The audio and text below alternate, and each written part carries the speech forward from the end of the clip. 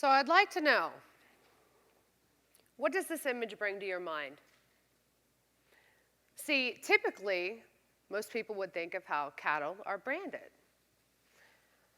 to mark them as goods and mark them as property of their owners. However, I think of slave brandings. It's been going on since the transatlantic slave trade, where Europeans and Americans, along with other slave masters, hot iron branded their slaves. Then in Christian Europe, we see Muslims who had branded Caucasian women as sex slaves. And then it kind of evolved a little bit to where in the Armenian genocide, the women that were taken captive were tattooed with brands on their face and hands in order to label them as sex slaves and or the wives of their captors. And then, of course, we know that the Jews that were brought into the concentration camps were tattooed with identification numbers. So in my mid-20s, I was leaving a very domestic violent relationship, and I was trying to rebuild my life. And then I met Prince Charming. He was amazing. You know, he made me feel so special and so loved, and he treated me like a queen, and he put me on a pedestal.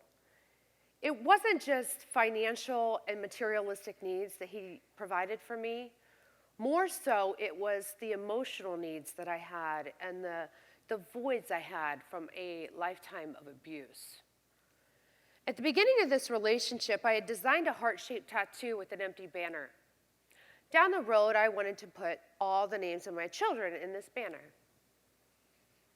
However, he was so nice to pay for it.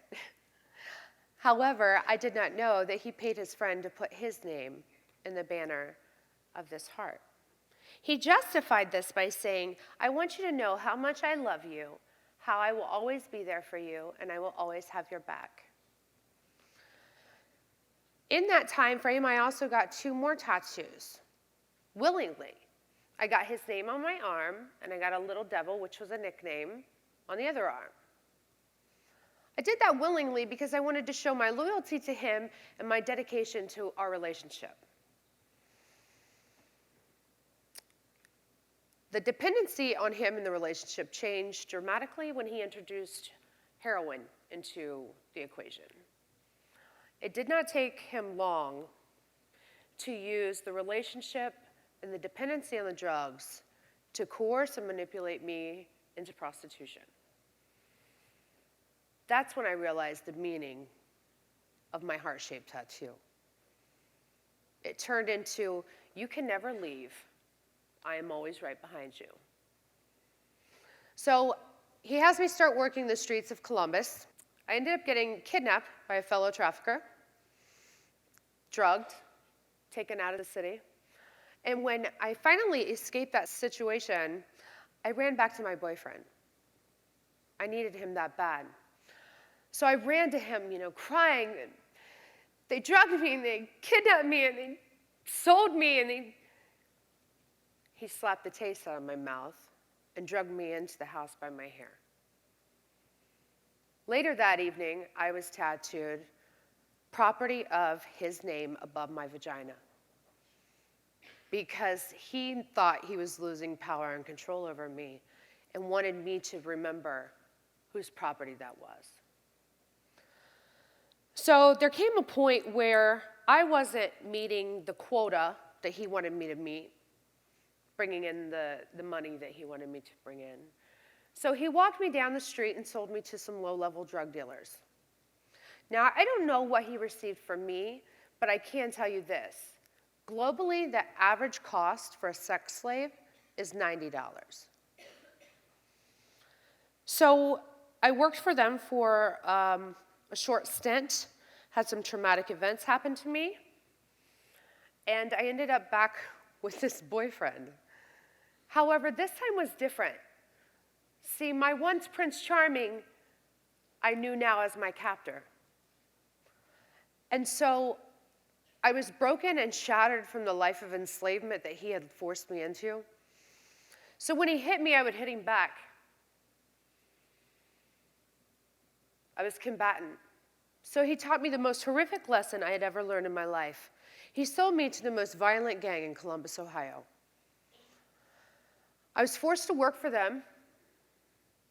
It was at that time when I switched ownership that I had to be rebranded. I had to be marked by my new owners. It started with their gang insignia and the name of their leader on my neck. And then it was promised there was about 12 of us, if we got loyalty as royalty across our back or in miscellaneous areas and showed our loyalty to this gang, that we would have increased privileges. Now, privileges for us were being able to have time to come in and get something to eat, or time to take a nap every 3 or 4 days, or maybe, just maybe, the ability to take a shower.